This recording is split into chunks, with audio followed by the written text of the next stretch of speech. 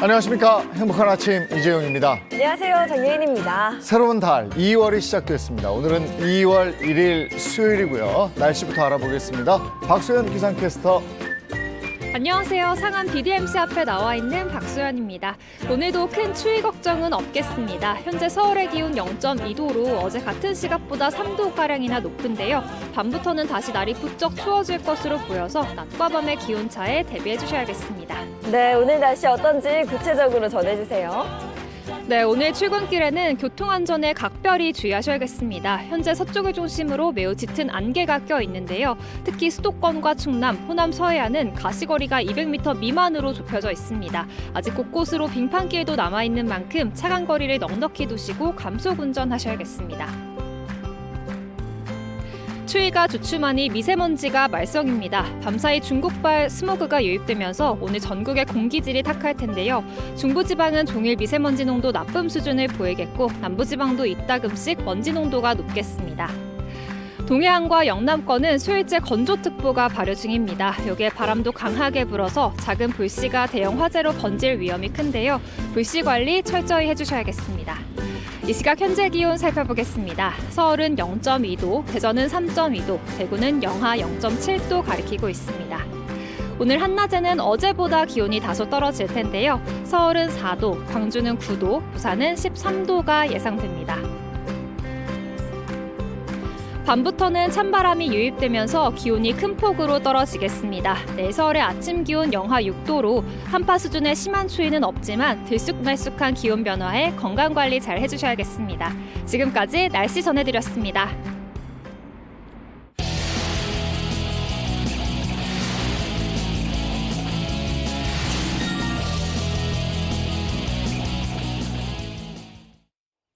네, 화제 이슈를 발빠르게 전해드리는 모닝 브리핑 순서입니다. 김성환 시사평론가와 함께합니다. 어서 오세요. 네, 안녕하세요. 네, 첫 번째 이슈부터 전해주시죠. 네, 첫 번째 이슈는 다문화 가정 혜택입니다.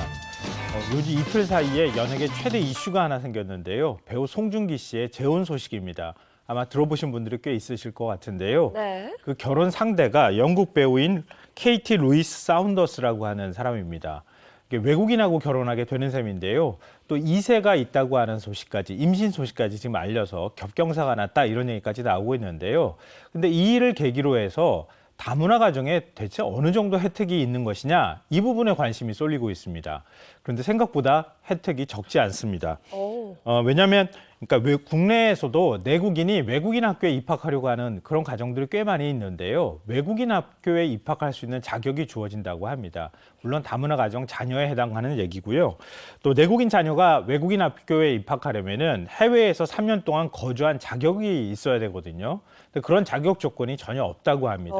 이 부분에 대한 관심도 있고요. 네. 또 경쟁률이 굉장히 치열하죠. 하늘의 별 따기라고 불리는 국공립 어린이집 그리고 병설 유치원에 우선 배정되는 권한도 갖게 된다고 합니다. 또 다문화 가정 특별 전형에 있는 대학교의 경우에는 대학에 입학할 때 일반 경쟁률보다 훨씬 낮은 경쟁률로 대학에 또 입학할 수도 있다고 합니다. 네, 이 외에도 다문화 가정이 받는 혜택이 또 있을까요? 많더라고요. 더 많아요? 이번에 네. 사실은 찾아보고 좀 놀라기도 했는데요. 명절 지원비, 고향 귀국비, 병원비도 일부 지원받게 된다고 하고요. 또 우리말에 익숙치 않은 다문화 가정 자녀들이 많이 있잖아요. 그런 자녀들을 위해서 방문과외, 또 국공립 학원도 무료로 이용할 수가 있습니다. 또 아파트 특별 공급 혜택도 받을 수 있고요. 국민임대주택 우선 입주권도 받을 수 있습니다. 이뿐만 아니라 결혼자금, 자녀 학자금, 부모 요양비 등도 저금리, 장기로 대출까지 받을 수 있다고 합니다. 다문화 가정 혜택이 생각보다 다양한데 근데 재산상의 어떤 뭐 이런 건 없나요? 송중기 씨는 재산이 많은데 이 혜택 다 받습니까? 송중기 씨는 보유한 부동산 재산이 한 500억 원 그렇다고 그래요. 알려져 있다고 하는데요. 물론 송중기 씨를 예를 들면서 저희가 얘기하는 거는 아주 극히 일부의 사례를 가지고 네. 전체 보편화를 시킨다고 하는 문제도 있을 수 있는데요. 다문화 가정, 많은 분들이 아마 농어촌 지역의 다문화 가정 보셨으면 아시겠지만 소득 수준이 그렇게 높지 않습니다. 그렇기 때문에 여러 가지 혜택들을 만들어 온 것도 사실인데요. 다만 최근에 다문화 가정의 추세로 보면 예를 들면 상대적으로 경제적으로 좀 부유한 층에 있는 자녀가 외국에 해외 유학을 갔다가 네. 외국인하고 만나는 경우도 있을 수 그렇죠. 있잖아요. 네. 또 국내 외국인 체류자들이 굉장히 많아졌기 때문에 자연스럽게 만남의 기회도 많고 네. 결혼하는 경우도 있습니다.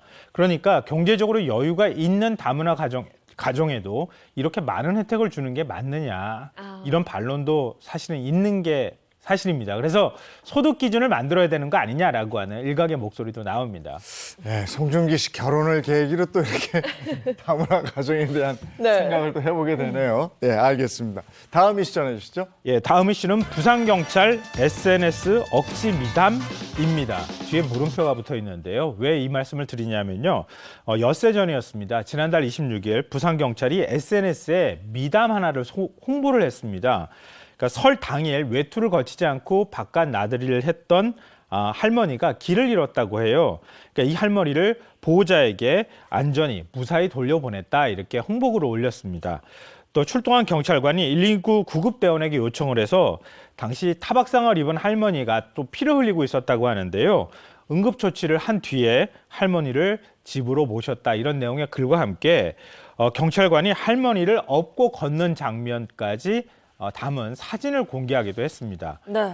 여느 때라면 굉장히 훈훈한 미담이잖아요. 응원과 격려의 메시지가 뭐 쇄도를 해야 정상인데 오히려 SNS 반응이 좀 싸늘했다고 합니다. 어이없는 연출쇼다. 또 우리 SNS에만 다정한 경찰이다. 이런 이제 부정적 반응이 올라왔다고 하는 겁니다. 네, 사연만 놓고 보면 굉장히 훈훈한 사연인데 반응은 싸늘했습니다. 그 이유는 왜일까요? 그러니까 이게 부산 모 지구대에서 일어난 사건 때문인데요. 지난달 14일이었습니다. 그러니까 자정 무렵에 70대 할머니가 부산역에서 다른 지역으로 가려고 기차를 기다리다가 막차를 놓쳤다고 해요. 그러면 어쩔 수 없이 그 다음 할머니가 이렇게 여유가 있으신 편은 아니었던 것 같은데요. 인근에 있는 숙박업소에 가지 못하고 첫 차를 또 기다리는 상황이었다고 네. 합니다. 당일 또 굉장히 추웠거든요. 네. 그러니까 추위에 떨면서 어디 갈 곳이 없게 되자 인근에 있는 지구대를 찾았다고 해요. 근데 지구대 경찰관들이 할머니 팔을 잡아 끌고 밖으로 내쫓았다고 하고요. 문을 잠그기까지 했다고 합니다. 이 사실이 알려지자 부산경찰에 시민들의 항의가 쏟아졌는데요. 경찰이 화내는 시민에게 또 그럼 계속 화내세요. 뭐 이런 반응을 보였다 그래요. 그러니까 시민들의 군분이 이제 쏟아진 상황이 돼버린 겁니다. 물론 경찰이 미담을 올린 거는 26일이고요. 또 할머니 소식이 보도가 된 건 그 하루 뒤였거든요. 그러니까 뭐 미담으로 경찰의 안 좋은 사건을 덮으려고 했던 것 아니냐 이런 일부 주장은 근거가 좀 없는 것으로 보이긴 하지만 경찰이 미담을 홍보한 효과는 좀 무색하게 됐다. 경찰의 할머니를 내쫓은 이런 사실은 더 이상 좀 발생하지 않았으면 좋겠다 이런 생각이 듭니다. 그게 이제 어떤 그 조직이 있으면 경찰이면 미담이 있어도 경찰이 이렇게 나가고 아까 야박하게 내쫓은 사람도 경찰이니까 경찰이 이렇게 나가요. 네. 똑같은 경찰인데 거긴 사람이 있잖아요. 사람이 다르거든. 그날 근무하는 사람이 누구냐에 따라서 다를 수 이렇게 대하고 있죠. 저렇게 네. 대해요. 저 조직에 있는 사람은 다 잘해야 돼. 대다수 경찰은 아마 굉장히 네. 고생하고 있을 그렇죠. 거예요. 이런 네. 추위에 여러 가지 사건이 발생하거든요. 서울 강북구에서도 뭐 주치자를 집에 완전히 모셔다 드리지 않아서 동사했다 이런 얘기까지 있어서 네. 경찰이 좀 비난받고 있기는 하는데요. 다수의 경찰은 굉장히 노력하고 힘든 상황 속에서 근무를 네. 하고 있습니다. 그렇지만 홍보를 하는 과정이 있는 건데 또 안 좋은 일까지 터져버리니까 그렇죠. 이게 또 여러 가지 반응이 나오는 상황이 아닐까 싶습니다. 알겠습니다. 다음 이슈 가겠습니다.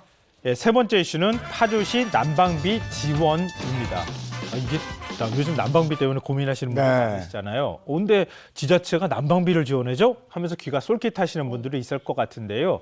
경기도 파주시가 전국 지자체 최초로 전 세대를 대상으로 긴급 에너지 생활 안정 지원금을 지급하겠다고 밝혔습니다. 네. 어제 김경일 파주시장이 기자회견을 열어서 난방비 폭등은 시민의 일상을 덮친 재난과 같은 상황이다. 이러면서 이 같은 사실을 알렸습니다. 파주시는 세대당 20만 원을 지급할 예정이라고 합니다. 네, 파주 또 얼마나 추워요. 네. 난방비 폭탄, 뭐 고지서 인증이 계속해서 올라왔는데 파주 시민들에게만 해당되는 건가요?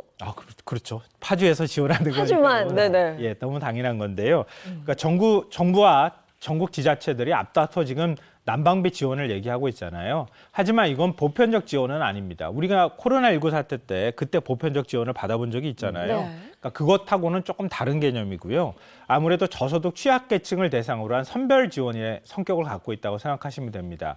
그러니까 파주시가 전 세대를 대상으로 해서 보편적 지원을 하겠다고 얘기를 하니까 자연스럽게 관심이 쏠릴 수밖에 없는데요.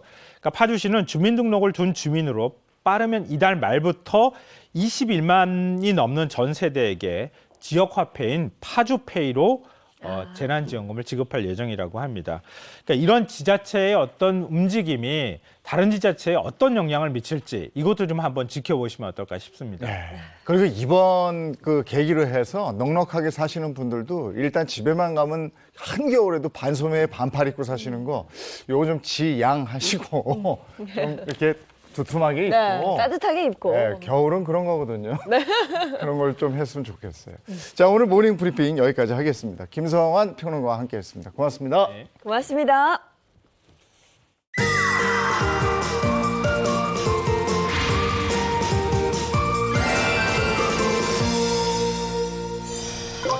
지금 이제 뭐 방학 끝나고 학교 가는 학생들도 있을 거고 계속 방학 중인 학생들도 있을 거고 이렇던데 방학 때만 되면 아이들 쉴 때 되면 아 얘네들 어디 데리고 갈 데 없을까 이게 또 고민이에요. 그렇죠. 특히 뭐 문화 공간이나 교육 공간이 부족한 지역일수록 방학이 유독 더 길게 느껴지지 않을까 싶은데요. 자, 이런 작은 시골 마을에 아주 뜻깊은 수업이 하나 펼쳐졌다고 합니다. 배움에 대한 호기심도 충족시켜주고 또 미래에 대한 고민도 상담해주는 그 열기 가득한 수업 현장 가보겠습니다. 손발이 꽁꽁 얼어붙는 영하의 날씨 속에 열정으로 똘똘 뭉친 청춘들이 모였다.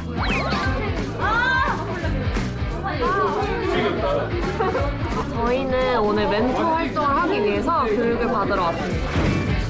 대학생 멘토들이 교육소의 지역을 찾아가 초중고 학생들에게 배움을 나눠주는 한 달간의 프로젝트를 진행하기 위해서라 하는데요. 그 뜨거운 현장 속으로 들어가 봅니다. 작은 어촌 마을 간포에 위치한 지역 아동센터. 오늘의 토론 주제, 빨대 구멍은 한 개일까, 두 개일까? 노는 방학은 잊어라. 멘토의 지도에 따라 토론 수업이 한창인데요. 사실상 이 한 통로가 한 구멍 아니에요? 그치, 한 통로가 한 구멍이다. 근데 반대쪽으로 먹으면 인구 출구가 바뀌는데. 그래 어제는 우리는 방학을 반납한 열정만큼이나 배우고자 하는 열기로 뜨겁습니다. 어려워요. 완전 쉬운데? 나만 어렵냐? 이게 가로예요. 나 이해를 못하겠는데. 이럴 때 필요한 건 무엇? 곧바로 이소희 멘토의 맞춤형 설명으로 이해 완료. 학원이랑 학교는 그냥 숙제하고 선생님들 가르쳐주는 거 듣고 복습하고 그게 끝이면 여기서는 뭔가 친구들이랑 좀 더 활동을 많이 하면서 여러 가지로 배울 수 있으니까 좀 더 재밌는 것 같아요. 정규 수업이 모두 끝난 후에도 멘티 학생들 교실을 떠나지 않는데요. 질문해주세요. 자기가 예쁘다고 생각하세요? 네. 자신감. 아니, 괜찮아. 다른 질문은 안 해줘. 어디 가요? 아저씨 대신에 해주는 거예요, 인터뷰? 아이들 취미에 관해서도 얘기를 많이 하고요. 그리고 대학에 가면 하고 싶은 일 같은 것도 물어보고 저희 대학에서 겪었던 생활 이야기들도 조금씩 풀어주고 이런 식으로 이제 공부 관련된 이야기 해주기도 해요. 호기심 많은 아이들에게 멘토는 선생님이자 상담자 혹은 친구가 돼주기도 합니다.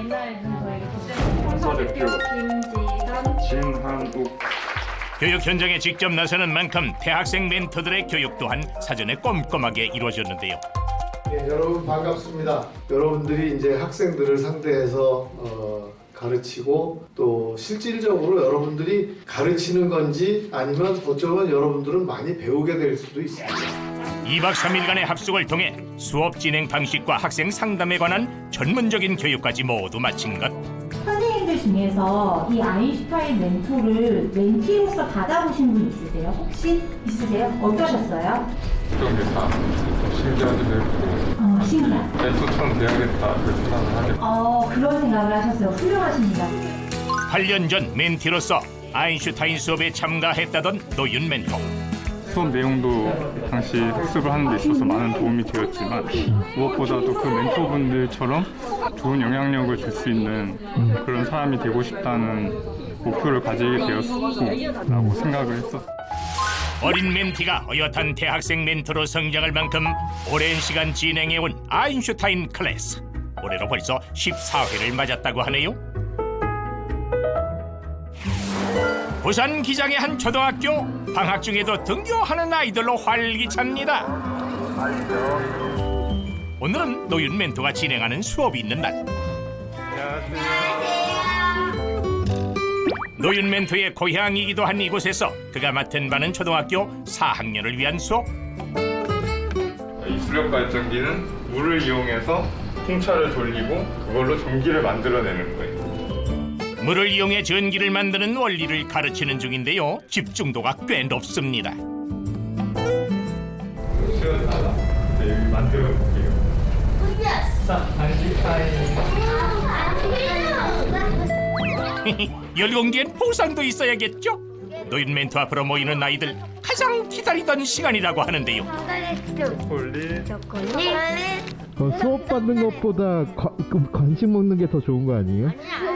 아니라고 해주세요. 맞아요. 아니라고 해주세요. 엄청 많다 오늘. 아이들이 간식을 가장 기다리는 것 같은데. 영어는 좀 쉬우냐?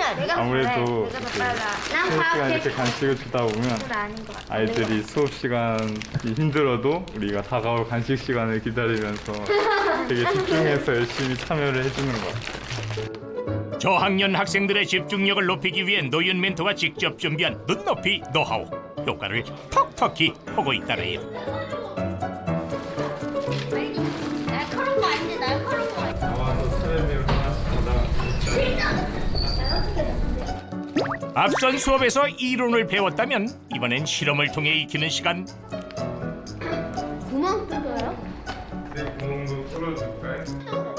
직접 만들어 보며 흥미를 자극해주고 혹여나 어려워하는 학생은 없는지 한 명 한 명 살피는 것도 잊지 않습니다. 귀가 우리가 나중에 돌아야 되니까 조금만 더 앞으로 나오게. 그렇죠. 잘 붙이네. 선생님이 알려주는 게 어렵지는 않아요? 안 알아요? 네. 혼자 했으면은 여기서 빨간 선 있는 쪽이 더 길게 와야 된다는 것도 모르고 했을 것 같아요. 꽤 어려운 부분도 멘토와 함께 차근차근 완성해 가고 그렇죠. 어제 멘토분들하고 미리 만들어보지 않았으면 아마 이렇게 멘티들한테 도움을 주기 힘들지 않았을까. 멘토들은 매일 밤 다음 날 있을 교육 정보를 공유, 4주간의 수업을 알차게 진행하기 위한 노력이 곳곳에 숨어 있었습니다. 노윤 멘티의 사전 준비 덕에 무리 없이 완성돼가는 실험 키트. 우와, 불 나온다.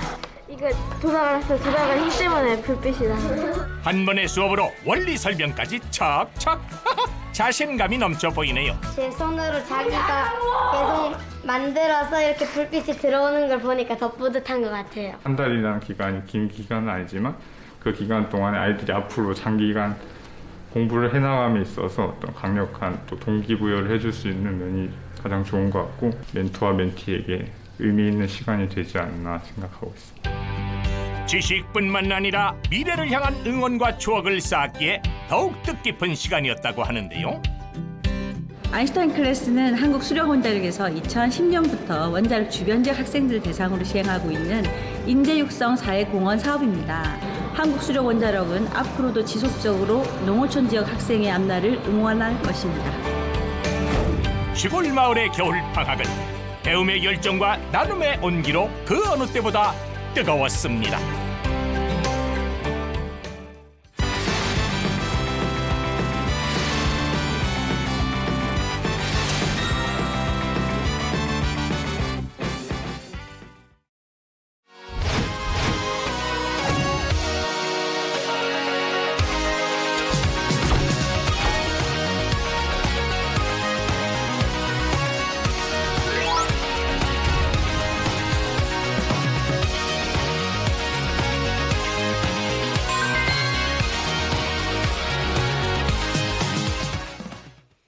한 주간의 핫한 연예계 소식 전해드리겠습니다. 연예 라이브 시간입니다. 네, 오늘도 반가운 세 분과 함께합니다. 인사 먼저 부탁드려요. 안녕하세요. 연예계 팩트 사냥꾼 홍정선입니다. 안녕하세요. 자칭 특종 여신 미남 전문 기자 최정아입니다. 안녕하세요. 매주 수요일 아침이 제일 행복한 남자 연예 리포터 홍규입니다. 네, 오늘 첫 번째 연예 라이브 첫 번째 키워드로 가겠습니다. 연예 라이브 첫 번째 키워드는 송중기, 그간의 소문이 모두 사실이었다입니다. 배우 송중기 씨가 혼인신고와 2세 발표까지 소식을 한 번에 전하며 남편 송중기, 아빠 송중기의 인생 2막을 시작했다는 소식입니다. 네, 지난해 12월 열애 사실을 인정을 했고 약 한 달 만에 모두가 깜짝 놀랄 만한 소식을 또 전하게 됐습니다. 그간 소문이 정말 많았었거든요. 근데 알고 보니 모든 추측이 진실로 드러난 거예요. 지금 결국 다 사실이 된 거죠. 네. 사실 뭐 송중기 씨가 원래 감추는 성격은 아니고, 그래서 지난 연말에도 그 공항 사진 나오자마자 맞습니다, 열애하고 있습니다 했죠. 근데 여기서 그치지 않았습니다. 이 팬들은, 누리꾼들은 열애 정도가 아니라 결혼한다던데, 아니야 산부인과에서 봤어, 나 아는 사람의 처남이 봤다니까 하면서 임신설까지 제기가 됐어요. 그렇게 겨우 한 달 만에, 어떻게 보면 겨우입니다, 송중기 씨가 본인이 직접 글을 올렸죠. 그런데 이 글을 살펴보면 결국은 결혼하는 거 맞다는 거고, 근데 결혼 어떻게 했느냐? 당장 지금 우리가 결혼식 본 적 없잖아요. 보통 국제 결혼하는 사람들이 대사관이 종로 쪽에 있어가지고 그 대사관 거쳐서 종로구청 가서 혼인신고 하는데, 실제로 이 커플도 이제 여성분이 이탈리아에서 자라고 이제 영국으로 귀화한 배우거든요. 그래서 영국 대사관 거쳐서 종로구청 가서 어떤 법적 대리인도 없이 직접 혼인신고 마쳤다는 겁니다. 그러니까 결혼설 지금 맞죠. 그리고 직접 글을 올린 글을 보면은 여기에 어떤 소중한 2세가 찾아와, 이런 표현이 있어요. 결국 임신설도 맞았던 거죠. 설설설 다 진실이 된 그런 상황이에요. 네, 혼인신고 지금 한 거고, 그럼 신혼집은 어딘가 또 이게 궁금해지네요. 네, 송중기 씨 신접 살림에 대해서도 소속사 측에서 이야기를 했습니다. 이 소속사는요, 아마도 이 신혼집에 대해서는 정해진 건 없는데 상황에 맞게 서로의 나라를 오갈 것으로 보인다라고 이야기를 했습니다. 한 매체 보도에 따르면요, 송중기 씨 이태원동에 그 커다란 그 호텔 아시죠? H호텔. 네. 그 호텔 근처에 이 집이 있는데요. 이 집에 또 공사를 또 꽤 오랜 기간 했었어요. 이 집이 약 200억 원 정도 된다고 합니다. 이 집에서 지난해부터 KT 씨와 함께 살고 있다고 하고요. 임신을 한 상태잖아요. 이 자신의 아내의 심신 안정을 위해서 최근 장인 장모도 한국에 들어와 이 집에서 함께 생활을 하면서 출산 준비를 돕고 있는 것으로 알렸습니다. 그리고 한국어 통역이 가능한 영어 선생님까지 붙였는데요. 송중기 씨가 일정이 워낙 바쁘다 보니까 한국 생활이 불편함이 없이 하도록 배려를 한 것으로 보여져요. 송중기 씨 부모님의 반응 역시 궁금하죠. 한 매체에서 전화를 했습니다. 그런데 이 부모님들 이번에는 굉장히 말을 딱 아끼고요. 손주에 대한 부분에도 할 말 없습니다라고 짧게 말을 딱 아끼는 모습을 보이고 있습니다. 그야말로 일거수일투족이 화제인 송중기 씨인데, 이번에는 3월 결혼설과 8월 출산설, 이 소문이 또 돌고 있습니다. 이제까지 설 맞았으니까 이번에도 맞아, 이렇게 또 생각하시면 조금 아닙니다. 왜냐하면 일단 3월 결혼설부터 말씀을 드리면, 사실 지금 이 송중기 씨가 영화 촬영이 조금 연말 1월 계속 미뤄지다가 드디어 2월부터 시작을 하면서 헝가리로 출국을 해야 돼요. 그러다 보니까 3월 결혼설 이거 좀 시기적으로 너무 바트다, 이런. 그리고 실제로 소속사도 지금 일정이 그런 일정이 아니다, 영화 촬영이 있다, 작품 스케줄이 있어서 어렵다, 결혼식 일정은 미정이다, 이렇게 얘기를 하고 있어요. 결국에 이제 많은 분들이 궁금한 거는 아이를 낳기 전에 결혼식 할 거냐, 그 뒤에 할 거냐, 이런 문제다 보니까, 그럼 아이는 몇 월에 낳는 거야 궁금해들 하시는데, 그래서 또 나온 거죠, 8월 출산설. 사실 그런데 이 부분도 소속사가 선을 긋고 있어요. 개인적인 부분인 만큼 출산일은 말씀드릴 수 없다. 사실 이거는 송중기 씨 커플만의 문제가 아닙니다. 그동안 많은 연예인들이 몇 월에 출산하느냐에 대해서는 사실 좀 항구하는 경우들이 많아요. 왜냐하면 그럼 몇 월에 생겼느냐까지 이게 너무들 깊이 관심을 가지시기 때문이고 앞으로 이제 아이가 자라나갈 부분에 대해서도 아이를 보호하기 위한 거거든요. 사실 송중기 씨가 정말 솔직한 성격이니까 다 말해줄 겁니다. 우리는 조금 이제부터는 그냥 축하만 하면서 기다리면 좋겠습니다. 근데 이제 연예인이 2세 소식 들려오고 이러면 그 아이가 누굴 닮았을까 이게 또 화제가 되는 것이고 이게 아들일까 딸일까 이게 또 궁금해지는데 딸이라고 그래요? 그 추측은 어디서 뭐가 근거입니까? 아, 네티즌들 보통 아닙니다. 제 생각에도 딸이 맞을 것 같다라는 생각이 드는 게요. 이 KT 씨, 송중기 씨 아내가 한 도산공원에 위치한 한 어린이 이 애기 브랜드, 의상, 옷 브랜드에 쇼핑을 하는 모습이 포착이 된 건데요. 이 브랜드가 프랑스의 봉푸땡 브랜드예요. 봉푸땡 브랜드가 이 여자 옷 브랜드, 그러니까 남자 옷도 팔긴 하지만 남자 옷도 팔지만 레이스라던가 아무래도 딸엄마들이 더 많이 가는 브랜드로 알려져 있거든요. 그렇기 때문에 아무래도 송중기 씨의 아이가 딸이 아닌가라는 생각이 나오고 있고요.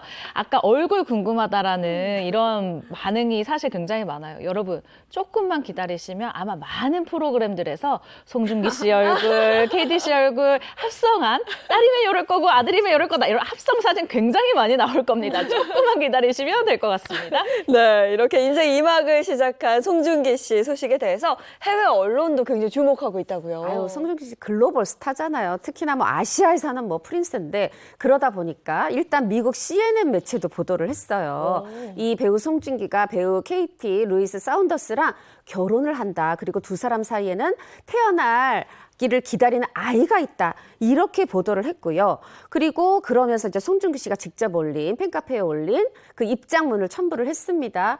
중국이 가만히 있을 리 없죠. 우리 태양의 후예 중국에서 우리 국민신랑 국민사위였는데 중국에서도 이제 보도가 나왔는데 제목이 이렇습니다. 송중기가 재혼을 하고 아빠가 된다.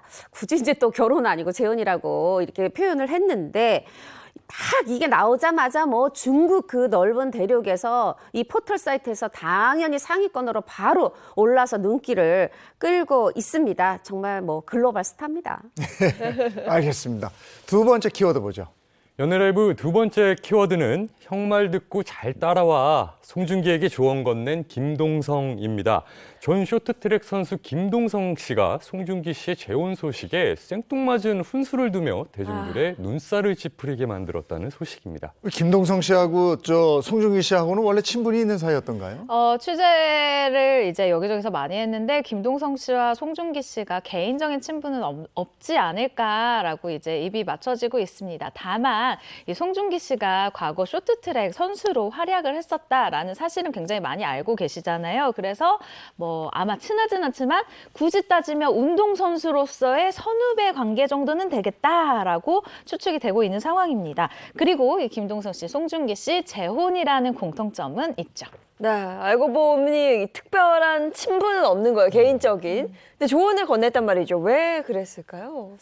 일단 김동성 씨 날 따라와라는 건 이제 본인이 재혼을 했고 본인은 지금 잘 살고 있다고 생각하기 때문에 그런 것 같은데 김동성 씨가 2018년에 결혼 14년 만에 이혼을 했죠. 그리고 3년 만에 2021년에 재혼을 했어요. 그리고 이제 드라마 제목을 따가지고 슬기로운 재혼 생활 이런 이제 콘텐츠 개인 방송을 하고 있습니다. 이러다 보니까 팬들이 누리꾼들이 얘기를 합니다.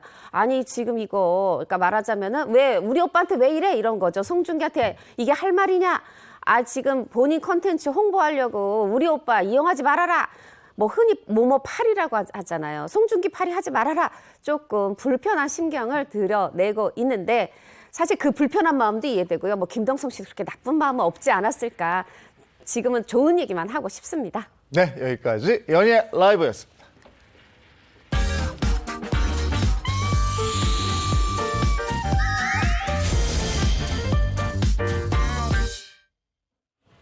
네, 이번엔 대한민국 대표 스타들이 걸어온 길을 되돌아보는 스타 주민 시간입니다. 네, 오늘은 어떤 이야기를 나누게 될지 궁금한데 홍규 씨, 오늘 주제는 뭐예요? 네, 재용 씨 얼마 전에 더글로리 보고 싶어서 그 OTT 비밀번호 저 봤어요. 아, 보셨나요? 드디어. 평소에도 그런 장르를 좋아하시나요? 아, 예, 저 그런 거 좋아해요. 이혜인 씨는 어떤 장르 좋아하시죠? 저는 약간 막장, 막장 멜로 이런 너무 것도 재밌죠, 좋아합니다. 너무 재밌죠. 이렇게 각자 취향에 맞게 좋아하는 장르도 다양할 텐데요. 아마 이건 다 공통점이 있지 않을까 싶습니다. 이 작가의 작품이다 하면 믿고 보는 시청자 여러분들이 많이 계실 것 같은데요. 그래서 준비한 오늘 스타 주민 주제, 썼다 하면 대박! 대한민국 억대 스타 작가입니다. 탄탄한 스토리와 또 쉴 틈 없는 전개로 정말 많은 시청자들께 사랑을 받는 그 억대 연봉의 작가들. 저도 몇 분이 좀 머릿속에 떠오르는데요.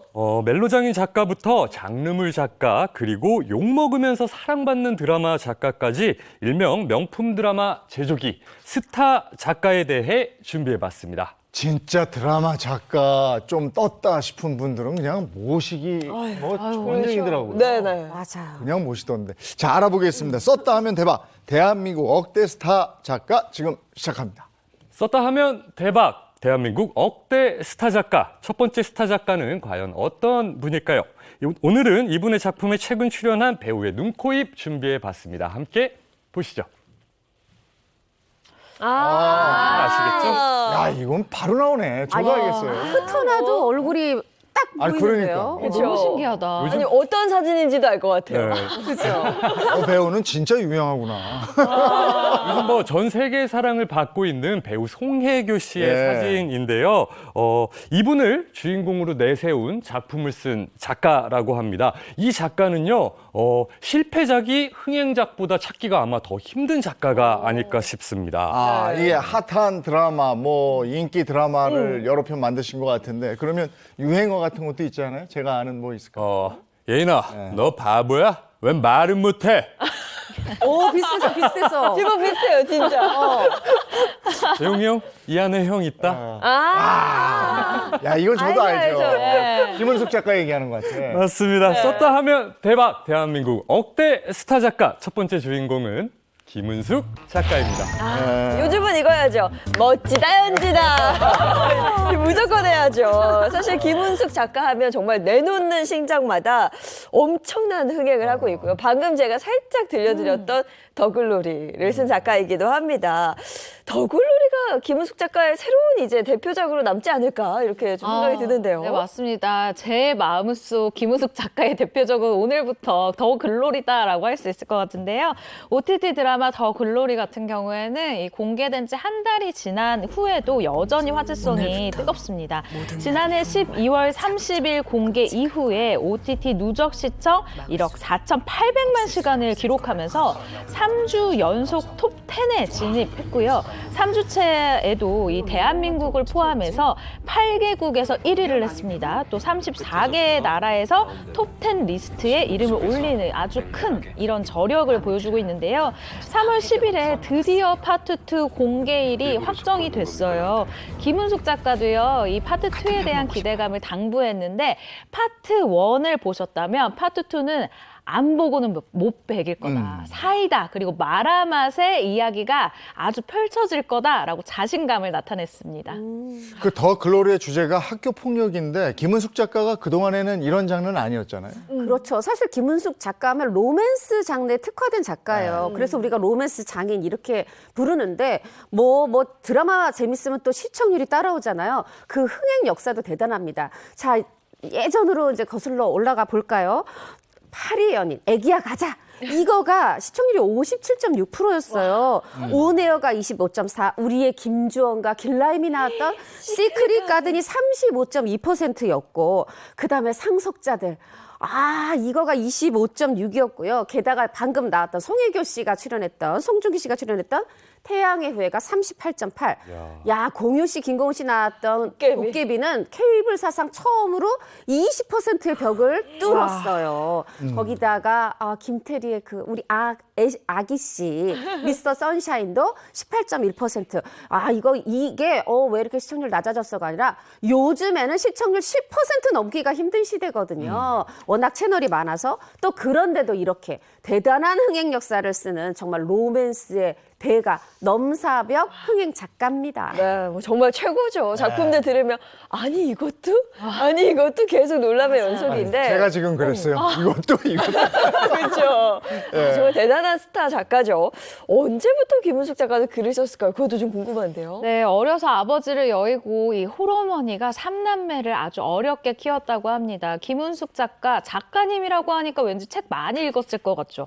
아니에요. 어린 시절에 너무 가난해서요. 오히려 어린 시절에는 책을 읽을 수가 없었다고 합니다.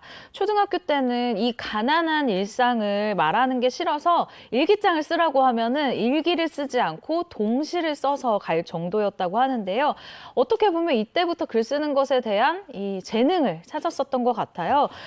중학교, 고등학교 학창 시절에 교내 100일장을 아주 싹 쓸었다고 합니다. 가정 형편 어려운데 이 드라마 작가가 되겠다고 결심하기도 쉽지 않았을 것 같아요. 이게 돈이 바로 되는 직업은 아니죠. 그렇죠. 바로 되는 직업이 아니니까 사실 가난하면 소설가, 작가 이거 꿈꾸기 힘들잖아요. 김은숙 씨도 그래서 고등학교 졸업하자마자 취업을 한 거죠. 가구 공장에 했다 그래요. 무려 7년이나 거기서 격리를 일했는데 그러면서 좋은 게 있었다 그래요. 토지, 아리랑, 태백산맥, 돈 없어서 못 봤던 책들을 그때 막 읽은 거예요. 어머, 근데 소설 읽다 보니까 내가 직접 쓰고 싶다, 글 쓰고 싶다 이런 생각이 들어서 뒤늦게 이 문예창 작가에 들어가게 돼요. 서울예대에. 근데 사실 이제 김은숙 씨 고향이 강릉이에요. 그럼 서울예대 다니려면 서울에 와야 되잖아요. 서울에 왔으면 잘 방, 묵을 곳이 있어야 되잖아요. 반지하 월세 30만 원짜리 구했는데 아니 뭐 이게 돈이 여의치가 않잖아요. 그래서 방값을 내느라 밥을 제대로 못 먹어서 그 새우 과자 봉지 과자. 네. 그거 한 봉지로 3일을. 그래요? 이게 간식이 아니라 밥으로. 이럴 정도로 가난을 겪으면서도 그렇게 막 이제 작가의 꿈을 향해서 달려가고 있는데 야, 그래도 이제 글 잘 쓴다고 소문이 났나 봐요. 야, 우리 드라마팀, 우리 작가팀에 들어와. 이런 제안을 처음으로 받았는데 그 드라마가 또 대단합니다. 최명길, 최민수 주연의 태양의 남쪽 요 제안을 받게 됐다. 그렇다면 여기서 제가 깜짝 퀴즈 하나 내보겠습니다. 김은숙 작가가 드라마 제안을 처음 받았을 때 첫 마디가 무엇이었을까요? 1번, 언제까지 원고 쓰면 되나요? 2번, 미니 시리즈예요? 주말 드라마예요? 아침 드라마예요? 3번, 돈 많이 주나요? 이건 답이 딱 나오죠. 한 번이겠죠. 새우땡으로 3일을 버틴 정도였는데 맞아. 그럼 돈 많이 주냐 이거죠. 그렇죠. 맞습니다. 정답은 3번 돈 많이 주냐였다고 하는데요. 당시 월급 70만 원을 제안받았다고 하는데 누군가에겐 적은 돈일지 모르겠지만은 김은숙 작가의 표현에 따르면 어마어마하게 큰 돈인 70만 원이었다라고 표현했습니다. 첫 시작은 월 70만 원이었는데 지금 김은숙 지금은 작가는 얼마를 받을까요? 여러분 사실 제가 가장 궁금했었던 부분입니다. 이 드라마 더 글로리로 대박을 친 김은숙 작가 아마 지금은 고려가 더 올랐을 것으로 예상이 되는데요. 일단 업계에서는 아마 이 정도 수준일 것이다 하는 그 포인트가 있습니다. 일단 드라마 미스터 선샤인이 회당 1억 원이 넘는다라고 알려져 있었거든요. 그런데 이 드라마 24부작이었어요. 그럼 단순 계산으로 세금 이런 거 다 빼겠습니다. 일단 단순 계산으로는 24억이 나옵니다. 그런데 이 드라마 작가라는 직업의 특성상 한 번 이 드라마를 내고 나서 뭐 다음에 사실 작품을 쓰는 게 기약이 없잖아요. 김은숙 작가 같은 경우는 뭐 보통 한 3년 정도 텀을 가지고 작품을 내고 있다로 보기 때문에 네. 그래도 맞네요. 네. 근데 뭐 우리가 정확히 알 수는 없지만 그 어림잡아도 억대 작가는 맞는 거죠. 그렇죠. 지금 표현이 딱 맞아요. 그래도 맞네요. 네, 그렇습니다. 많죠. 그리고 또 김은숙 작가는 유행어 제조기로도 굉장히 유명하잖아요. 유행어 제조기죠. 그래서 제가 김은숙 작가가 탄생시킨 명대사 좀 준비해 봤습니다. 일단 시크릿 가든에 너무너무 많아요. 이 현빈 씨가 연기했던 김주원에게 특히나 많은데 이게 최선입니까? 확실해요? 맞아요. 요거 네. 있었죠. 맞아요. 그리고 이태리 장인이 한 땀 한 땀 그 바느질한 그 추리닝, 그 트레이닝복 거기다가 또 저 이 말 너무 설렜어요. 길라임 씨는 몇 살 때부터 예뻤나? 몇 살 때부터 예뻤던 거예요. 그리고 또 이제 신사의 품격도 있었죠. 뭐뭐 하는 걸로 요것도 있었고, 아니 상속자들도 이것도 설렜는데. 나 너 좋아하냐? 이민호 씨가. 아니, 이민호 씨가. 아니, 네가 나 좋아하냐고 물어보는 게 아니라 내가 너 좋아하는지 왜 너한테, 우리 박신혜 씨한테 물어요. 아, 근데 그게 박신혜 씨가 또 제가 돼가지고 너무 설렜었고. 해양의 후회 때는 또 우리 송중기 씨가 했죠. 네. 그 어려운 걸 제가 해냅니다. 아, 이거. 어머, 이 얘기 여자들이 정말 듣고 싶잖아요. 네. 그 어려운 걸 제대로 해내는 그 남자. 많은 여자들이 기다리는데 이걸 보면 김은숙 씨가 왜 명대사인 줄 알 수 있어요. 우리가 로맨스 대가, 로맨스 장인이라고 했잖아요. 여자 마음을 정확히 알아요. 맞아요. 그래서 명대사들이 남자 배우한테 나옵니다. 아우, 정말. 그러니까 평소에 본인이 듣고 싶었던 얘기를 던지나 봐. 맞아요. 비결이 그런 거 아닐까? 비결이 뭐래요? 김은숙 작가 일단 기본적으로 나는 은는 이 가를 쓰지 않는다라고 해요. 이게 무슨 말이냐? 굉장히 말을 압축적으로 빠르게 스피디하게 대사를 적는 걸 좋아한다라고 합니다. 그리고 상당히 이 대사 자체가요 문어체적이에요. 어디에 들어도 뭐 연극 톤이 아니라는 거죠. 이 이유에 대해서는 드라마를 실전으로 쓰기 시작해서 나는 이 장법에 대해서는 아예 모른다. 문예창 작가에서 소설을 배운 대로 쓰니까 다른 드라마와 아무래도 조금 달라 보이는 것 같다라면서 이 겸손함을 나타내기도 했습니다. 네, 정말 한 땀 한 땀 공들여서 쓴다 이렇게 표현하셨잖아요. 그래서 저희가 이렇게 설레나 봅니다. 자, 이어서 다음 스타 작가 어떤 작가인지 한번 만나보죠. 썼다 하면 대박. 대한민국 억대 스타 작가 두 번째 작가는 어떤 분일지 최근 이분의 작품에 출연한 배우의 눈, 코, 입을 모아보겠습니다. 이분도 바로 알 것 같은데요. 점의 코가 또 보니까 알겠네요. 네. 알겠습니다. 다들 눈치채셨죠? 네. 배우 전지현 씨의 사진인데요. 전지현 씨를 주인공으로 내세운 드라마 지리산을 쓴 작가입니다. 한국 드라마에서 보기 드문 전문 분야인 이 장르물 전문 작가입니다. 드라마 장르물 작가라고 했는데 대표작은 뭐가 있을까요? 메디컬 드라마의 수사극과 스릴러적 요소를 결합한 사인, 그리고 사이버 수사극이라는 장르를 최초로 시도한 유령, 그리고 대통령이 사라진 3일간을 추적하는 3데이즈까지 누군지 이제 좀 짐작이 되시나요? 알겠습니다. 뭐 장르극을 확실하게 파고드는 작가 중 한 분이죠. 장르물의 대가 김은희 작가 맞죠? 썼다 하면 대박 대한민국 억대 스타 작가 두 번째 주인공은 김은희 작가입니다. 네, 뭐 장르물로 킹덤 얘기죠. 킹덤. 킹덤 얘기해야죠. 정말 대중을 사로잡는 김은희 작가인데 드라마 작가를 시작하게 된 그 첫 시작이 좀 궁금하네요. 지금 아주 막 소름 돋고 무서운 장르물의 귀재로 불리고 있는데 의외로 사실 시작은 예능물이었다고 합니다. 이 예능 작가로 시작한 김은희 작가는요, 이 장항준 감독과 이제 결혼을 하게 됐잖아요. 드라마를 쓰고 싶다라는 생각은 사실 하지 않았는데 남편 장항준 감독과 결혼 후에 이 감독이 종이에 직접 손으로 쓴 글씨를 컴퓨터 워드로 옮기는 조수일을 하면서 점점 시나리오 쓰기에 흥미를 느꼈다고 해요. 하지만 김은희 작가의 데뷔작은 의외로 멜로물이었습니다. 그런데 멜로물을 쓰고 나서 나는 이 멜로물은 성격이 안 맞다. 나는 이 대사를 못 쓰겠다라는 거를 깨닫고요. 드라마 사인 이후에 이거다. 나는 장르물이다라는 생각을 하게 됐다고 합니다. 근데 여기에는 이제 남편 장항준 감독의 영향도 컸겠네요. 그렇죠. 예능 작가 시절에 남편이 나의 3년 선배 부사수예요. 아이고 이거 선후배 일하다가 연애까지 하고 이제 결혼까지 하게 됐잖아요. 사실 이렇게 가난해서 반지하에 살면서도 뭔가 김은희 씨가 관심을 갖고 하고 싶으면 장항준 감독이 다 해 하고 적극적으로 지원해줬다는 거예요. 뭐 카메라에 관심 가지면 수영에 관심 가지면 다 적극적으로 지원을 해주는 애처가 였다는 건데 그러다 보니까 이 김은희 작가가 나한테 이렇게 다양한 분야의 배경 지식이 생겼다. 그 덕에 내가 장르물을 쓰게 된 것 같다. 이렇게 남편에게 또 공을 들리고 있고 그래서 이제 또 남편에게 이렇게 펑펑 쓰라고 카드도 주시고 이러는 것 같은데 이 남편에 대한 어떤 그래도 이 자부심이 있는 것 같아요. 왜냐하면 딸한테 너는 아빠처럼 이렇게 아내를 적극적으로 지원해주는 그런 남편 만나? 이렇게 얘기를 한다는 거예요. 아빠 같은 남편 만나라. 니네 아빠 같은 사람은 안 돼. 이게 아니라 여기서 이 두 부부의 금술이 보입니다. 네. 아니 펑펑 쓰는 카드 준다면서요? 그거면 되는 건가요? 그러면 적극 지원하지. 왠지 알 것 같기도 하고. 네. 근데 그 장한준 감독이 항상 뭐 장난스럽게 재밌게 말하긴 하지만 아내에 대한 사랑, 그 자랑도 그렇게 많이 하고 다닌다면서요. 네, 맞습니다. 장항준 감독이 이런 얘기를 해서 제가 되게 인상 깊게 들은 적이 있는데요.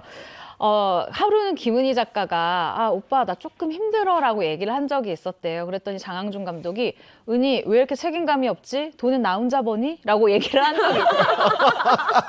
그리고 우리 집 가장은 김은희 씨다라고 이제 명백히 밝히면서 원래 가장이라 함은 경제적으로 도덕적으로 가족 구성원이 본받을 점이 있는 사람이어야 되는데 우리 집은 그런 부분에서 김은희 씨가 가장이다라고 얘기를 하기도 했습니다.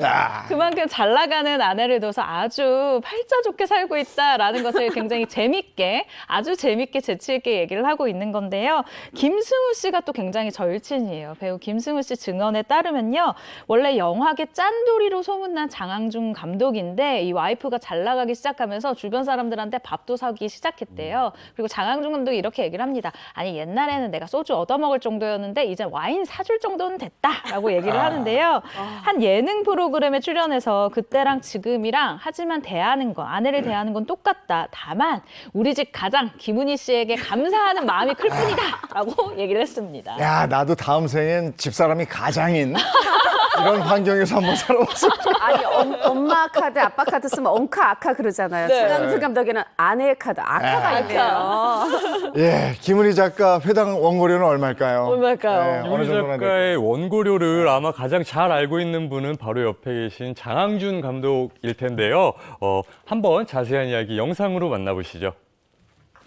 김은희 작가는 기본적으로 이 돈 이런 걸 전혀 모르는 사람이에요. 오빠가 다 관리해줘. 그래서 제가 이제 가계부도 쓰고 지출이 얼마고 수입이 얼마고 다 했지.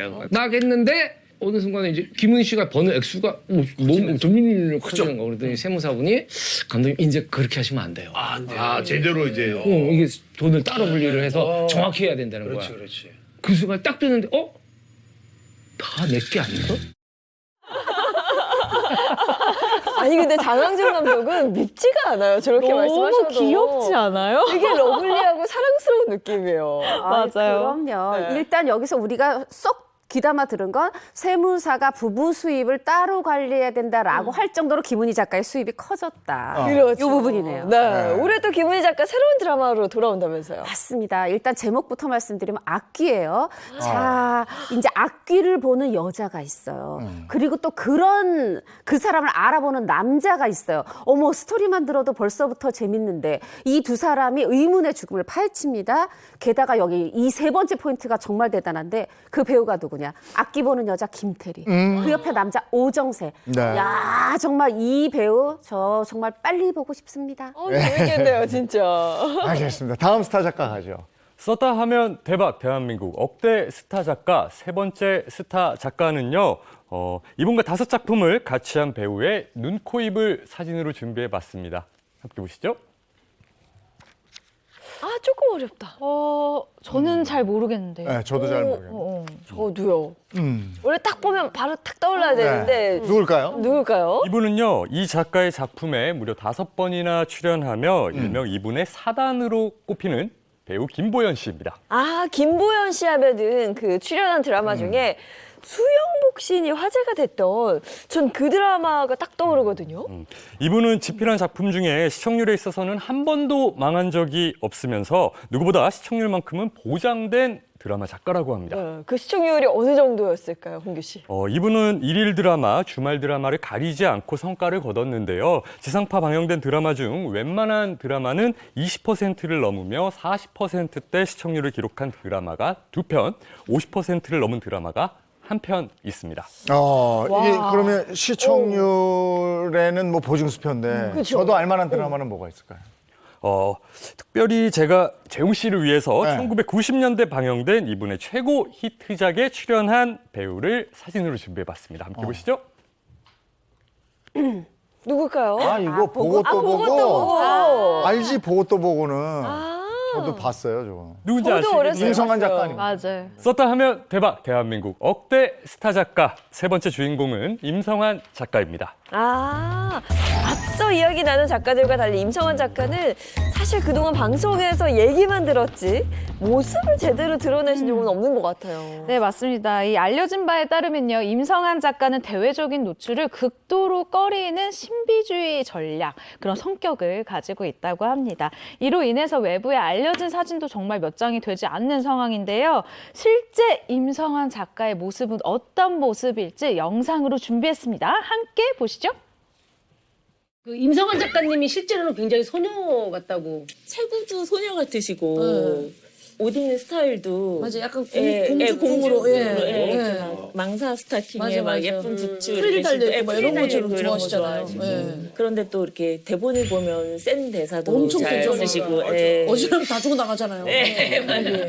파격적인 그런 내용도 잘 쓰시고 약간 그런 사후 세계나 이번에도 저도 이제 그릴 줄 몰랐던 그런 거나 빙의 이런 귀신 소재 이런 것에도 관심이 있으신 게 좀 특이하시더라고요. 맞아. 약간 그런 거잖아. 그럼 말씀할 때는 이렇게 대화할 때는 그냥 되게 순수하시고 막. 네, 되게 조곤조곤 목소리 되게 작으세요. 드라마 소재가 좀 독특하죠, 임성환 작가는. 네. 독특하죠. 정말 우리나라에서 뭐 파격적인 설정 하면은 임성환 작가가 그 대명사인데 그 시작은 1990년대로 거슬러 올라갑니다. 아까 사진 봤던 보고 또 보고. 이때 자매 겹사돈이에요. 요즘에는 뭐 그런 거 흔하지 않아 하는데 1990년대 그때는 이게 시청자들이 세상에 어떻게 지금 두 자매가 저 두 형제랑 이렇게 겹사돈을 맺는다고 굉장히 놀랐고 이 굉장히 놀란 덕분에 시청률도 좋았지만 요 드라마 딱 끝나고 나면 그때 이제 9시 뉴스 했거든요. 근데 요 드라마가 M채널에서 방송이 됐어요. 그래서 K채널 뉴스 시청률보다 M채널 이 뉴스 시청률이 높아지는 상승하는 그런 기념을 토했고 기염을 토했고 뭐 그 외에도 친딸을 며느리로 뭐 삼는 뭐 하늘이셔도 있었고 방금 배우께서 얘기했듯이 뭐 빙의 사후세계 막 눈에서 초록불 쏘고 정말 새로운 설정 많았습니다. 맞아. 네, 이처럼 파격적인 설정에 대해서 임성환 작가가 이유를 밝히기도 했는데요. 나는 남들이 다 하는 소재는 식상해서 싫다. 남들 다 하는 얘기는 하기 싫고 작가는 이 독특하고 새롭고 말이 되게 풀기 어려운 소재일수록 나는 욕심이 생긴다. 보고 또 보고의 겹사돈이라는 소재 역시 당시에는 파격적이고 질타가 많았지만 지금은 드라마에 흔히 나온다라면서요. 이 파격적인 소재를 사용하는 이유에 대해서 밝히기도 했습니다. 그래서 왜 사람들 뇌리에 박히는 대사도 많이 있지 않습니까? 네, 맞습니다. 지금까지 이 회자되는 임성환 작가의 대사가 있는데요. 영상으로 준비했습니다. 함께 보시죠.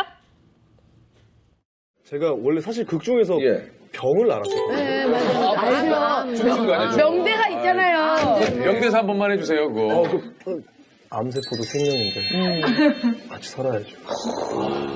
이거 방송 나가고 난리야. 작가님 진짜 대단하다. 5분 정도 대본을 받고 그냥 그 상태로 얼어버렸어요. 이걸 어떻게 해야 되나? 네, 이렇듯 희대의 명대사를 제조한 임성환 작가 2018년도에요. 또 다른 파격적인 행보를 걷게 됩니다. 뭐냐? 건강서적을 내게 되는데 이 건강서적의 제목이 뭐냐? 암세포도 생명. 임성환 작가의 건강 365일이라는 이 자신의 명대사를 패러디한 건강서적을 내기도 했습니다. 드라마 작가인 임성환 작가가 건강서적을 냈어요. 상당히 의외인데요. 사실 이제 드라마 보면요. 그 안에 뭐 이런 암세표도 생명이다. 함께 가야 된다. 이런 대사도 있고, 거기엔 뭐가 좋아. 이런 어떤 민간요법도 나오거든요. 실제로 주변 분들이 아니 뭐 다이어트면 다이어트, 변비면 변비, 두통이면 두통, 심하게는 암, 당뇨, 빈혈 뭐 이런 어려움을 얘기하면 그럴 땐 이렇게 해. 얘기를 했고 실제로 도움을 받았다는 거예요. 그래서 이거 우리만 알려주지 말고 책을 써봐. 이래가지고 진짜 책을 내게 됐다는 거죠. 그럼 임성환 작가는 건강에 대해서 왜 이렇게 관심을 갖게 됐을까? 작가에게 있어서 제일 중요한 건 건강이다 생각을 해서 그 컨디션 유지. 그래서 딱 이제 드라마 작가 뭐 집필만 끝나면은 아주 건강 관련 서적을 다 섭렵하면서 건강 공부를 그렇게 열심히 했다는 거예요. 그걸 집대성해서 책을 내게 됐다고 하네요. 임성환 작가의 드라마 회당 원고료는 얼마나 돼요? 자, 이제 이게 늘 알려진 바가 있습니다. 알려진 바에 의하면 이 오로라 공주를 통해 가지고 27억의 원고료를 받은 걸로 나와요. 근데 물론 임성환 작가는 16부작 이런 건 아니에요. 네. 뭐 네. 했다 하면은 50부작, 많은 막 200부작도 하니까. 그런데 이게 이제 이게 오로라 공주도 150부작이었으니까 한 회당 1,800만 원 정도 뭐 요렇게 돼요. 그럼 압구정 백야는 140부작이었어요. 149부작. 그러면 요걸 단순 계산을 해보면은 이제 뭐 이게 한 뭐 이 두 작품으로만 해도 53억 넘었다 하는데 제가 듣기에도 요새 요 정도 뭐 회당 1,800, 2,000 요 정도 아닙니다. 훨씬 높아진 걸로 들었어요. 그러니까 정말 우리가 정확히 말할 수는 없지만 정말 드라마 한 편 끝나면은 수십억은 번다. 이렇게 생각하시면 될 것 같아요. 네, 이렇게 잘 나가는 임성환 작가가 돌연 은퇴를 선언해서 많은 분들이 좀 놀라셨거든요. 네, 맞습니다. 임성환 작가에 따르면요. 원래 나는 10작품을 쓰고 나서 은퇴를 할 생각이었다라고 합니다. 그래서 절필 후 5년이 지났는데 역시 이 시청률이 잘 나오는 사람은 주변에서 가만두지 않잖아요. 콜이 왔습니다. 이 종편 드라마 결혼 작사 이혼 작곡으로 돌아오게 됐고요. 이전 작품들과 달리 이 이름이 알려지지 않은, 그러니까 이전 작품들이 이름이 알려지지 않은 신인들을 기용을 했는데 이번에는 이태곤, 박주미, 이민영 씨 등 굉장히 이 인지도 있는 배우들을 캐스팅하면서 또 한 번 화제를 모았죠. 시청률 역시 나쁘지 않았는데요. 드라마 불모지였던 종편에서 이룬 성과인 만큼 역시 임성환이다라는 평가를 받았습니다. 알겠습니다. 다음 스타 작가는요? 썼다 하면 대박 대한민국 억대 스타 작가. 네 번째 스타 작가는 어떤 분일지 이분의 작품에 출연해서 연기 대상을 받은 세 분의 배우의 사진을 준비해봤습니다. 함께 보시죠. 장서희 씨, 장서희 씨 분이 이효리 바로 씨, 알겠네요. 김소연 그쵸? 씨. 네. 이분들이 또 악역도 잘하는 분들 아니에요? 예? 이분은요, 욕하면서 보는 드라마의 진수를 정말 제대로 보여준 분입니다. 하지만 막장 드라마도 이분이 쓰면 국민 드라마가 된다고 합니다. 사실 웬만해서는 그 막장 드라마가 국민 드라마가 되기는 어렵거든요. 맞아요. 시청률도 어마어마했던 것 같은데요. 이분이 쓴 드라마 중 30%대 시청률이 3편이나 있는데요. 와. 시작은 아침 드라마로 했지만 점점 인기가 많아지며 주말 드라마, 주중 드라마로 편성을 옮겨가며 시청자들의 많은 사랑을 받았다고 합니다. 썼다 하면 대박, 대한민국 억대 스타 작가 네 번째 주인공은 김순옥 작가입니다. 네, 뭐 주부님들이라면 김순옥 작가 얼굴은 몰라도 이름은 다 한 번쯤은 들어보셨을 것 같은데 도대체 얼마나 대단한 분인지 한번 소개를 해주세요. 막장 드라마를 국민 드라마로 만드는 분이죠. 김순옥 작가. 사실 이 1971년생이니까 이제 세는 나이로 53세죠. 이화여대 국어국문과 졸업하고 한 2년 정도 직장 생활하다 법조인과 결혼을 했습니다. 그리고 두 아들을 낳고 주부 생활을 하다가 어머나 이대로는 안 돼 하고 글을 써야 되겠다고 그때 당시 이제 MBC 베스트 극장 이 공모가 있었어요. 3,500대 1의 경쟁률을 뚫고 이게 작가로 입문하게 되는데 저도 이 3,500명 떨어진 사람 중에 한 사람이라 알거든요. 이거 정말 당선되기 어려워요. 이거를 뚫고 그렇게 해서 이제 작가 입문한 뒤에 2008년 한국 드라마 역사에 길이 남을 드라마를 쓰게 되죠. 바로 아내의 유혹. 저만 하나 찍으면 다른 사람이 돼서 복수하는 중국까지 진출한. 네, 중국의 또 회가적 유혹이란 제목으로 진출을 했었죠. 그래서 이 김순옥이라는 이름을 아내의 유혹으로 세상에 알리게 됐고 뿐이 아니죠. 뭐 그 뒤에 왔다장보리, 펜트하우스 아까 세 명의 얼굴 나온 분들이 그분들이잖아요. 썼다 하면 국민 드라마. 1990년대에는 귀가시계가 모래시계였다면 2000년대에는 또 아내의 유혹이 그렇게 많은 분들의 사랑을 받았죠. 네, 맞습니다. 드라마 아내의 유혹은요, 이 일일 드라마계의 새 지평을 열어준 드라마다라고 평가를 받고 있는데요. 아까 얘기가 잠시 나왔다시피 볼에 점 하나 찍었을 뿐인데 다른 사람으로 변신한 장서희 씨 그리고 민소희라고 화를 내는 김소영 씨의 연기 아주 엄청났습니다. 15년이 지난 현재까지도 유명한 이 드라마인데요. 평일 오후 7시 반이라는 사실 불리한 시간대예요. 근데 이 시간대를 극복하고 시청자들의 유혹을 성공하면서 귀가의 유혹으로 불리기도 했습니다. 당시 이 불리한 시간대는요, 이 굉장히 어려웠던 시대 상황과 맞물려서 직장인들을 곧바로 집으로 향하게 하는, 회식 없이 집으로 가서 밥을 먹자라는 이런 분위기를 만들게 한 작품이기도 하죠. 그렇군요. 김순옥 작가, 그렇다면 회당 얼마를 받았을까요? 네, 홍보료는. 역시 가장 중요한 건 돈 아니겠습니까? 네. 예, 김순옥 작가 4달 금사월을 쓰면서 회당 5천만 원을 넘게 받은 것으로 알려져 있는데요. 주말극이 통상 50부작인 것을 고려하면 드라마 한 편으로 당시에 25억에서 30억 원의 이 집필료를 받은 셈입니다. 주말극의 경우에는 시청률은 높지만 한류 스타들이 출연하는 경우가 드물기 때문에 우리가 뭐 업계에서는 수출용 드라마다라고 이야기도 하고 있거든요. 그래서 이 회당 1억 원이 넘지 않을 것으로 알려져 있어요. 최근 김순옥 작가의 정확한 이 고료는 알려져 있지 않지만 역시나 마찬가지로 드라마 한 편 끝나면 수십억은 버는 그런 금액으로 올라와 있지 않을까 생각이 듭니다. 네, 근데 앞서 그 힌트에서 봤던 배우 3명, 장서희 씨, 이유리 씨, 그리고 김소연 씨 모두 악역을 맡았고 공통점이 있다면 다 대상을 받았다는 게 아닐까 싶은데. 네, 김순옥 작가는 주연에게 상을 줍니다. 장서희 씨도 사실 늘 조연만 하다가 연기대상 받고 완전 스타 됐죠. 그렇죠. 거기다 왔다장보리 이 희대의 악역을 또 연기한 이유리 씨도 데뷔 14년 만에 연기대상 받았고 사실은 본인도 김순옥 작가도 이 왔다장보리로 올해 작가상 받았었어요. 이게 2014년이었죠. 그리고 김소연 씨 그 펜트하우스에서 와 진짜 회마다 소름 끼치는 그 악역을 또 하면서 사실 이제 그 드라마가 방송된 S채널에서도 연기대상 받았지만 백상에서도 최우수 연기상 받았어요. 또 김순옥 작가의 주연 배우, 여자 주연 배우 중에서 유일하게 또 이렇게 양쪽 백상과 이 채널 그 송출된 방송사에서 동시에 대상을 받는 또 이런 업적을 이뤄냈었죠. 야, 그럼 배우들은 김순옥 작가 작품 하고 싶겠네요. 그것도 악역으로 출연하고 그렇죠. 네, 실제로 그렇다고 합니다. 그 걸그룹 시스타 출신 배우 다솜 씨가요, 악역 캐릭터에 대한 동경 때문에 권순옥 작가의 작품을 선택했다라고 밝혔는데요. 영상으로 함께 확인해 보시죠.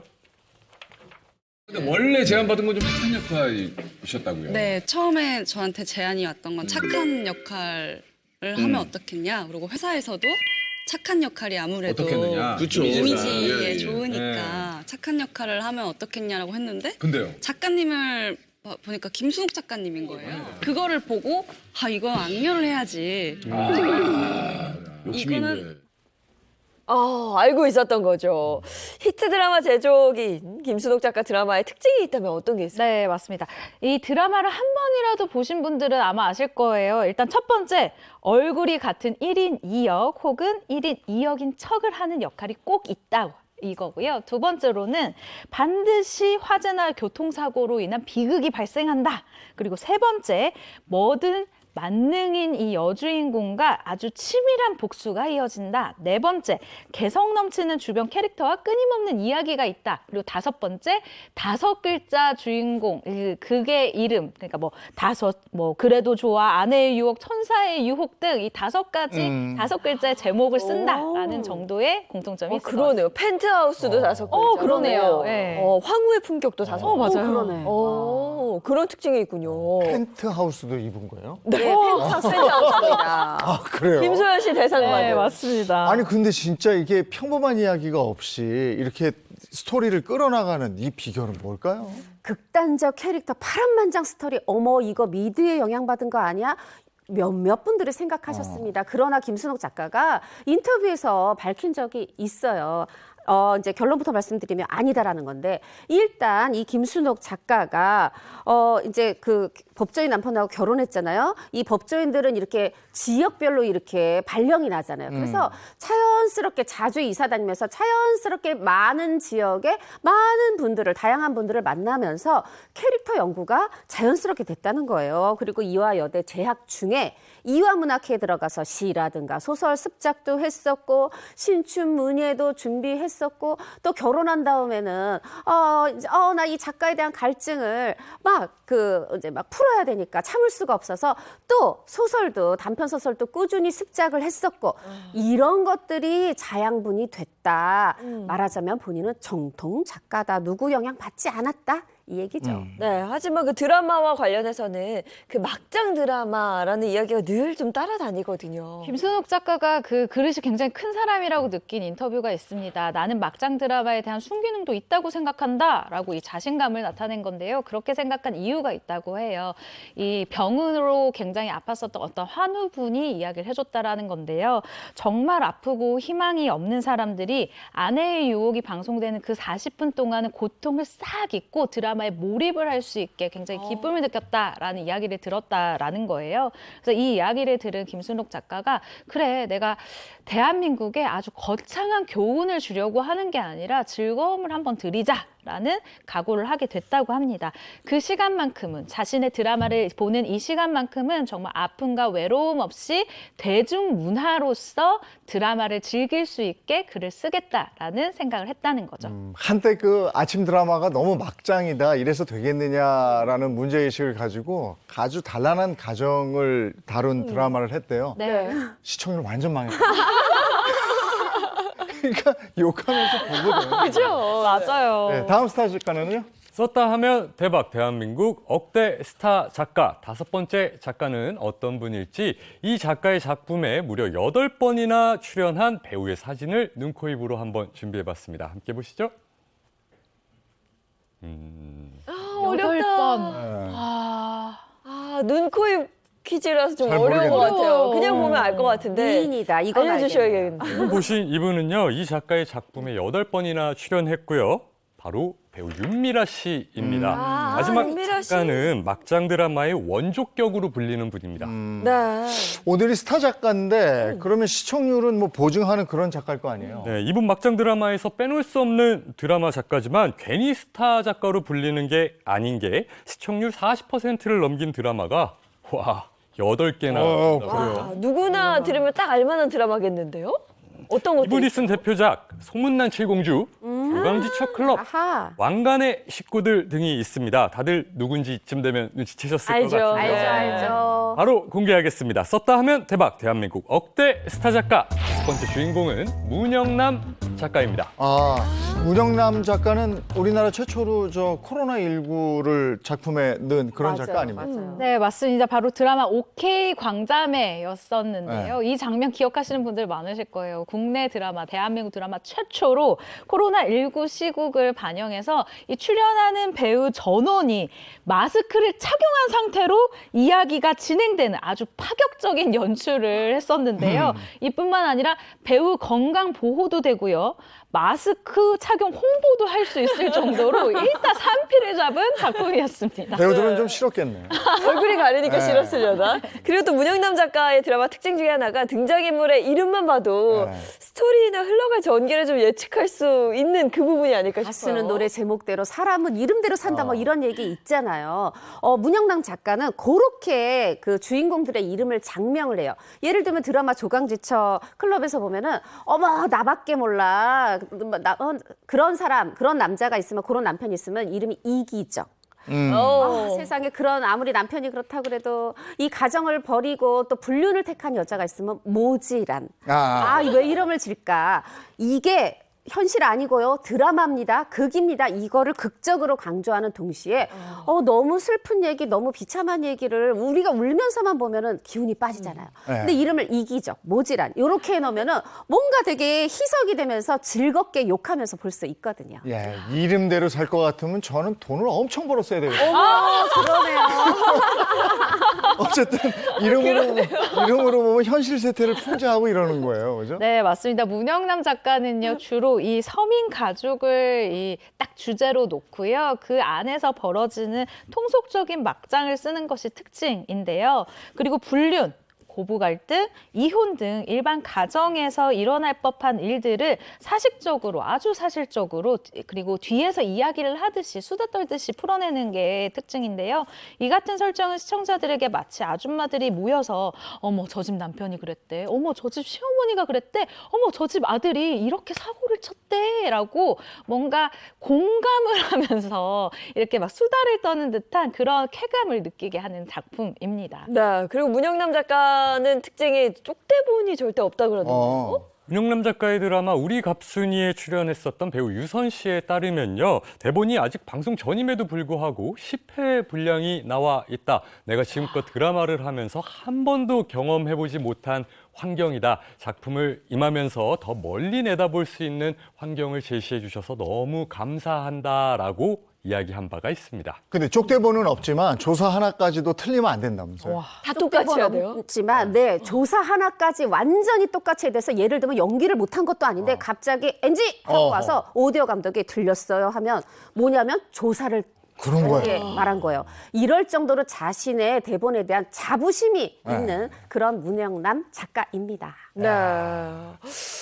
야. 그렇군요. 지금 시간 다 관련해서, 됐다. 시간이 좀 하려고 했더니. 아니, 어떻게 알고, 이제 우리 홍정선 기자는 방송인이에요. 시간 다 되니까 딱 끊어. 자, 여기까지 하겠습니다. 썼다 하면 대박. 대한민국 억대 스타 작가 같이 알아봤습니다. 고맙습니다. 고맙습니다. 달이 바뀌었어요. 2월이니까 또 새로운 다짐을 해봐야 되겠죠. 네, 2월의 시작 모두 힘내시고요. 저희는 내일 아침 7시 30분에 돌아오겠습니다. 행복한 아침, 행복한 하루 되십시오. 고맙습니다. 고맙습니다.